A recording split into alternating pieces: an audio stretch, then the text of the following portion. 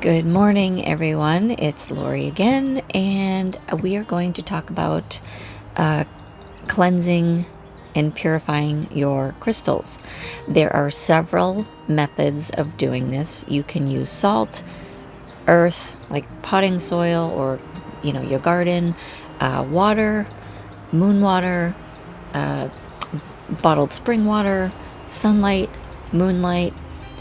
You can have the gods and goddesses help you. You can do a little ritual to cleanse with that.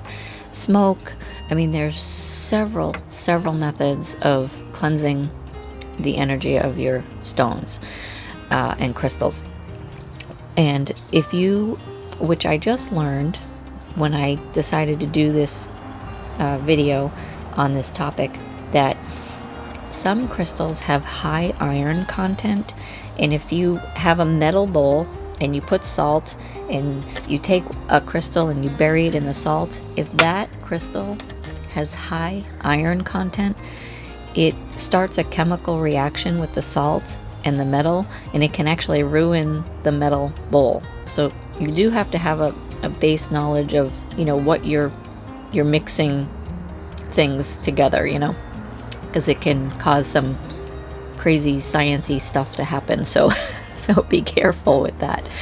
I also want to disclose that if you're new to the practice, don't think, God, Lori's so knowledgeable, she knows everything. I don't. And I often refer to my books, my notes, because there's too much for my brain to remember. And if you ever saw my brain, you would be afraid.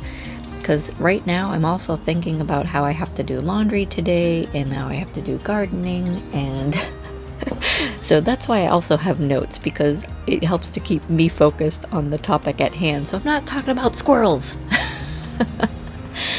So another method that you can do to cleanse and purify your crystals is burying them in a small bowl of potting soil.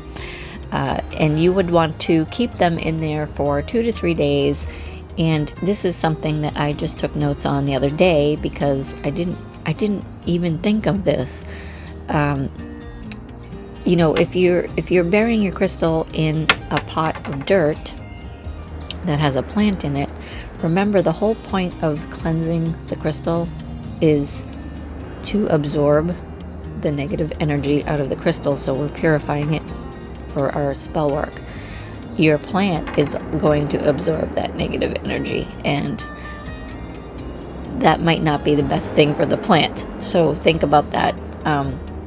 If it is a protection plant, I suppose it would be okay, but just remember, some of the more sensitive plants might not like absorbing negative energy. You can also do water. You can pour bottled spring water over a dish and let the stone sit in that water. You can add a pinch of salt to that, which will give it that extra oomph.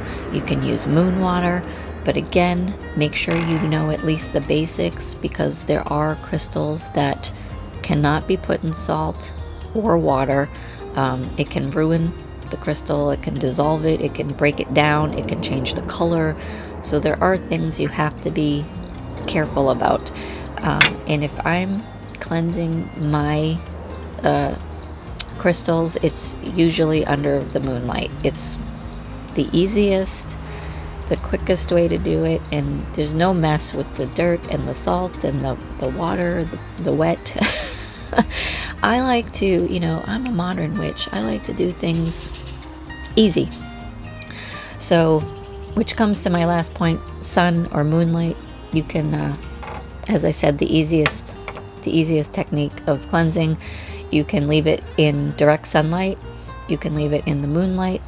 And judge how long you want to leave it out there for. If you are sensitive and you touch this and you can feel that it's just junky still, keep it out in the sunlight more. That's it. It's all about how it feels to you and how you're vibing with it. But that's my cleansing video today, and you can use smoke too. Let me add that. So I think if you've watched my videos by now, you know I love my Palo Santo, so you can always light that and, you know, wave it around the crystal and ask Palo Santo to please cleanse and purify this crystal so that we may use it for our highest good. So those are just a few methods of crystal cleansing and purification. And as usual, if you have any questions, post in the comments below and I'll try and find an answer for you. And if I don't know, I'm going to say I don't know, and I can help you research it if you need the help. All right, take care, everyone.